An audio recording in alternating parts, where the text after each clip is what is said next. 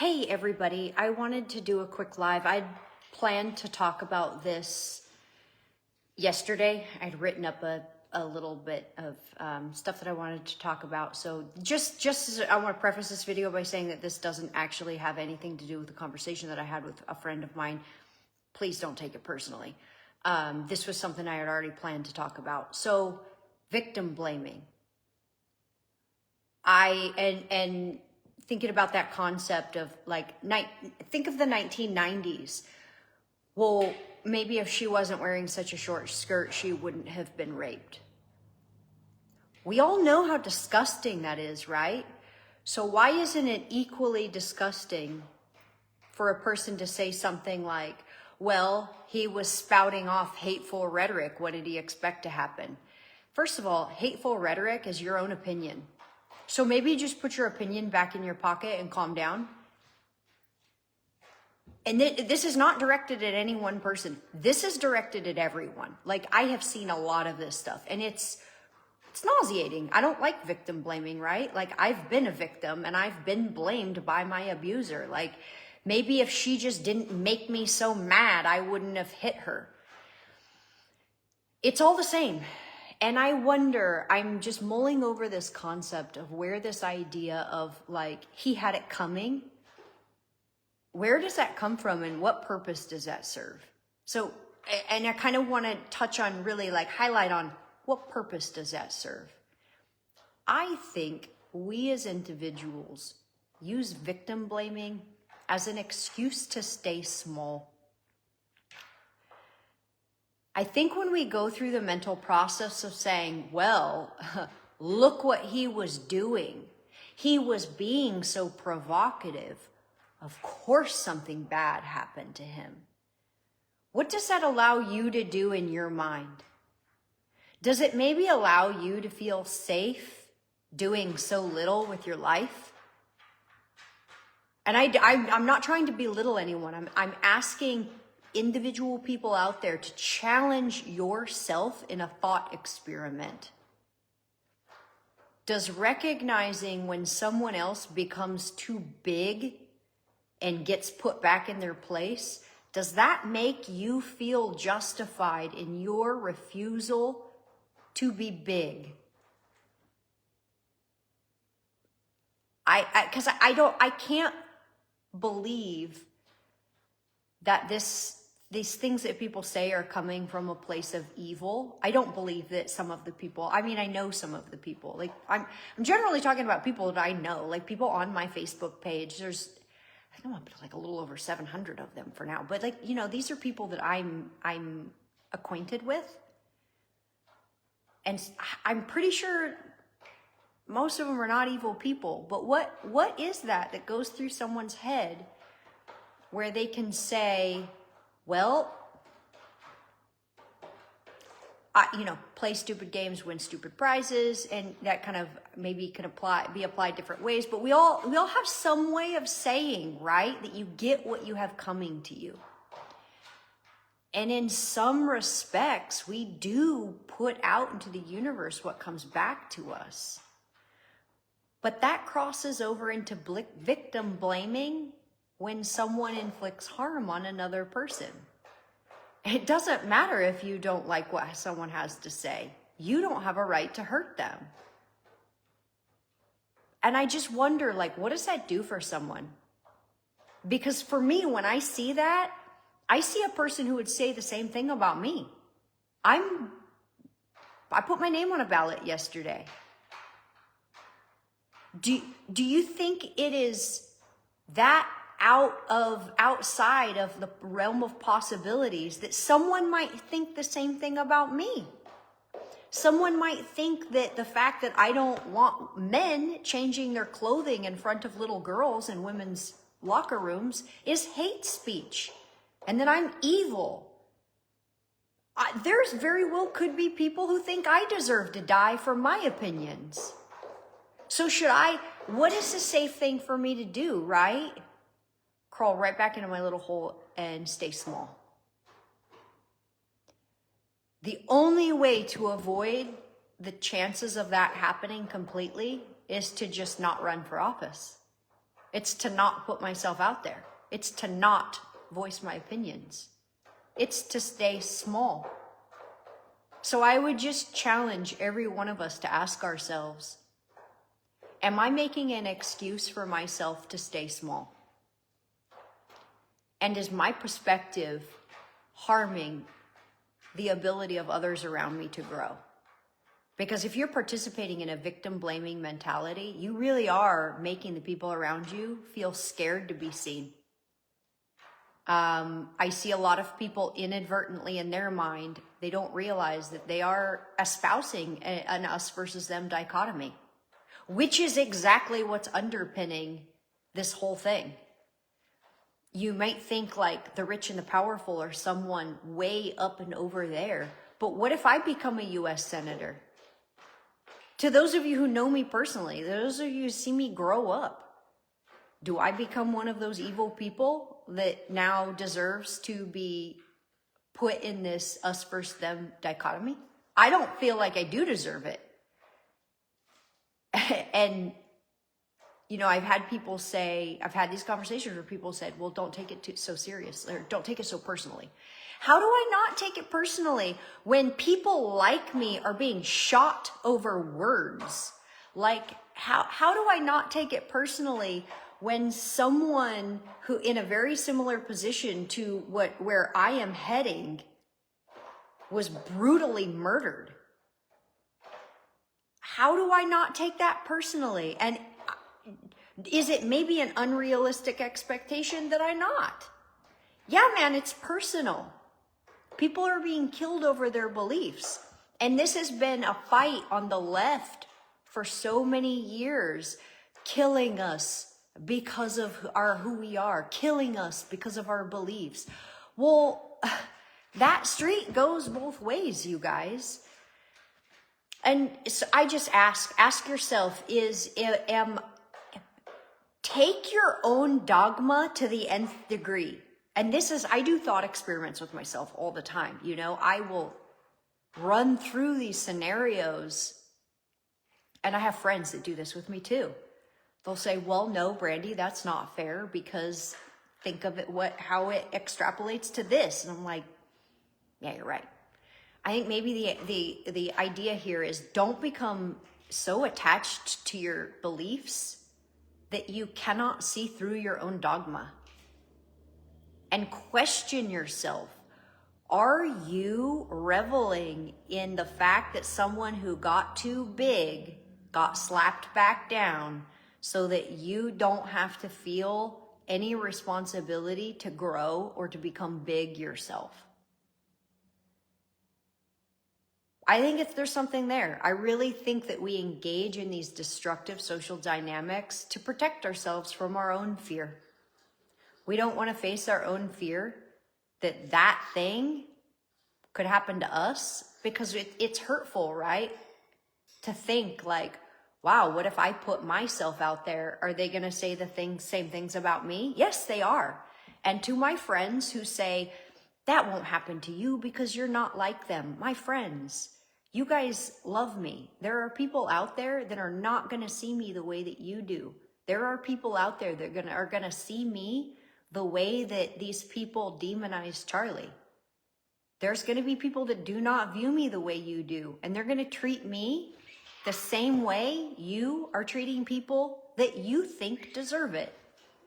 And I have been wanting to talk about this stuff for a long time, but I have intentionally tried to wait until I publicly announced my candidacy, because I just kind of wanted to wait until the time was right. And I didn't know when I was going to announce my candidacy, but yesterday felt right.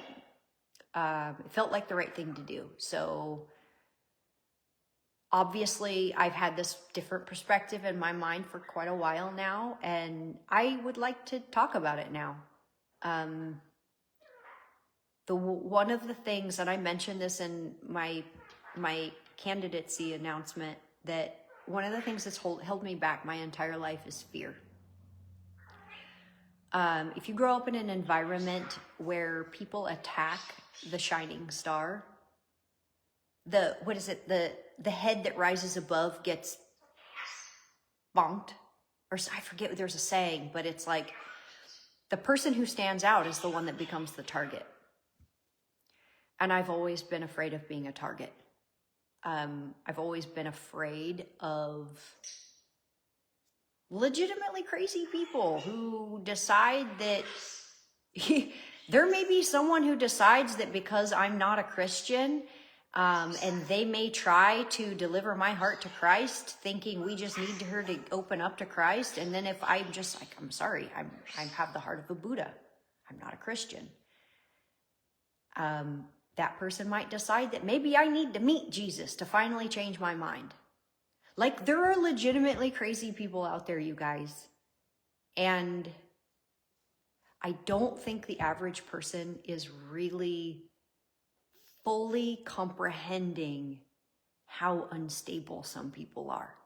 So when you say stuff, and this is something that I'm trying to understand for myself as well, and temper my own language as well. You know, when you put stuff out there, you're putting ideas in people's heads, and those people may not be very stable. And so I think we all have a little bit of a responsibility to temper our language and be a little bit more temperate, like just even. What do you guys think?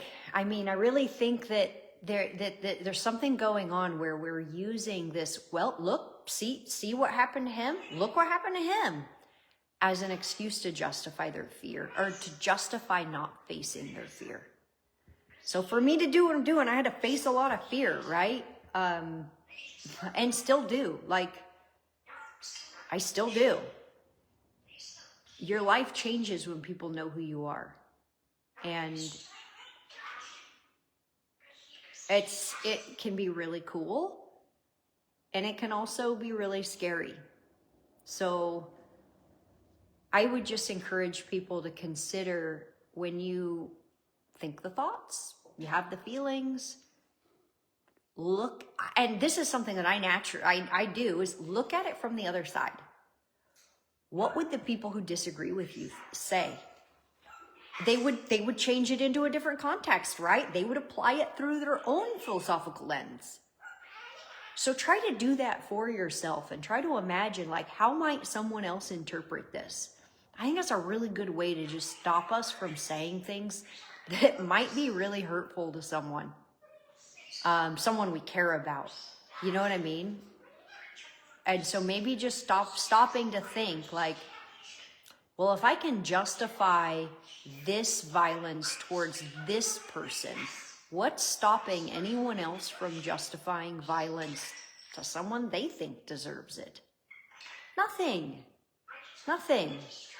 And if it's someone that you don't feel a connection to, so you don't have compassion for, you know, you don't have to post anything about it, right? Like, you don't have to post something mean. You don't have to post something dismissive. You don't have to post something that's really insensitive. You can just not. Like, totally an option to just not. And maybe that's part of it. Maybe we all need to learn a little bit of impulse control. And when we want to write something snarky and hurtful about someone that we disagree with, maybe we just pull it back in and we just don't. And I get that there's, like, we need some boundaries, man. We've got people really, like, boundary violations where people are inserting themselves into places they don't belong. Literally physical spaces, intimate spaces where it's not appropriate. We do have a need for boundaries in this country. And one of the boundaries that we need is a boundary within ourselves to control our own emotions and to control our own impulses. Maybe think twice before posting something that could be turned around really easily. And phrased another way, the same thing makes you look like a monster. And again, this is not directed towards anyone specifically. This is directed towards every one of us, including myself. I think we forget how much power our words have. And yesterday was a very, very stark wake-up call that our words have power. Our words have the power to motivate people to kill us. That's terrifying. Words are so powerful. And so I think we all need to be a little bit more conscientious of the type of inflammatory words we put out there. People have a right to disagree with you. People have a right to say things that you don't like. People have a right to live in ways that you don't think are right. People have a right to enforce boundaries that you don't think you should have to abide by. It's not right to kill people over it. And I'm a staunch supporter of the death penalty. I think what Florida did with child rapists is amazing. I do think that child rapists should be given the death penalty, but I think the death penalty should be handed out by a jury of their peers and a judge who we've appointed with trust and faith to do the job. It should be done dispassionately in a court of law, in a justice system. The wanton taking of life is completely unacceptable. And if you think it's acceptable in some instances, I would really ask you to consider the instances where someone might do it to you. We all have people who don't like us. And for those of you who are thinking that some people have it coming, please take a moment to consider how that applies to you, because it does apply to every single one of us. So I think that's all I got. It was something that I wanted to get up here and talk about. I wanted to kind of just ask people, like, have you considered that maybe when you go into victim blaming mode and when you say, well,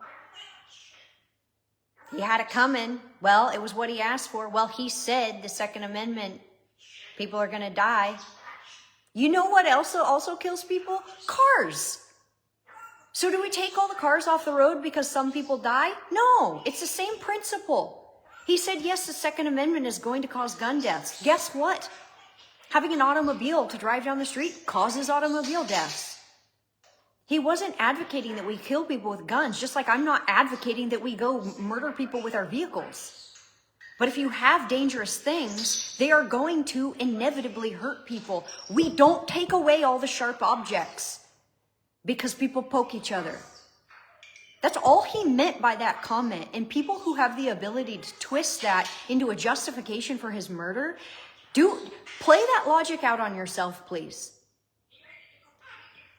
I can't wrap my head around that kind of darkness. And I'm like, not a love and light type, I'm not just one of those people. Like, I get it. I embrace my own darkness. And I think we need to come to terms with our own darkness so that we can control it.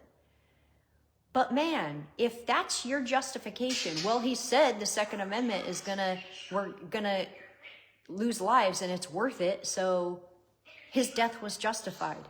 Okay, well, if the cost of having sugar on the market is diabetes being the #1 cause of death in America, should we just write all of those diabetes deaths off to, well, sorry for your loss, but that's what sugar does? Go say that to someone's family member. Like, can we just have a moment to understand, like, I've heard so much talk about compassion over the last 10 years, just banging on it hard, and that how quickly compassion evaporates startles me. How quickly somebody can just flip that like a light switch. It's scary. So if you take someone defending something that could be inherently dangerous as justification for them losing their life to it, you're opening up the door to completely drain your life of compassion for yourself. And I wonder if that is where some of this is coming from. Does the lack of compassion for others come from a lack of compassion for ourselves? Is this like coming from a place of masochism, where we're actually like showing the same level of compassion for others that we have for ourselves, which is very little? Are these people who engage in self-blame? are these the type of people that have the narrative in their head of like, forgive my language, but like you're a stupid POS and you deserve this to happen to you? Like there are people who are absolutely traumatized by abuse and they have a really toxic running narrative in their head. It's exhausting and it's horrible. And I really encourage people to reach out to a habit change coach who can help you change that narrative in your head so that you're not being mean to yourself. It's a habit, it's a thought habit, and it can be changed. You do not have to live like that. But I wonder, is some of this lack of compassion for others coming from our own lack of compassion for ourselves?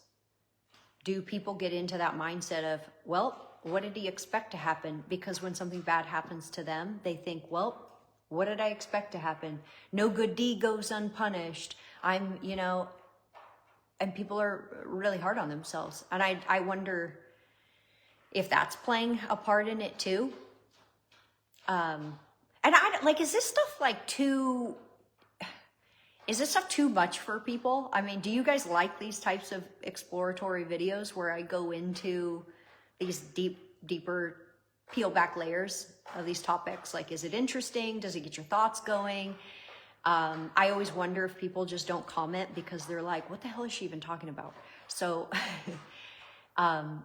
tell me if you guys like this stuff. I really like to talk about social theory and psychological mechanisms and how they play out in our lives and how they govern our lives and our livelihood.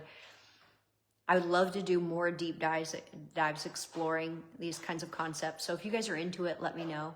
I think that's all I got for today. And I'll leave you guys with that thought. Why do we victim blame?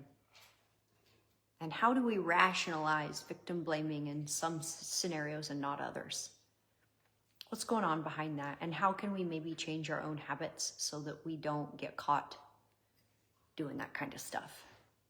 Because I do think it hurts us. It hurts us ourselves. It hurts the people around us. So I'll leave that with you guys with that. Have a wonderful weekend. It's Friday. I got a little bit more work to do through the afternoon. It's bow hunting this weekend, so wish me luck, you guys. We got on a bull last weekend. I'm very good at finding elk. I can't put an arrow in one to like literally save my life. So we have to wait until deer season to get meat, or elk season when my husband will shoot one with a rifle.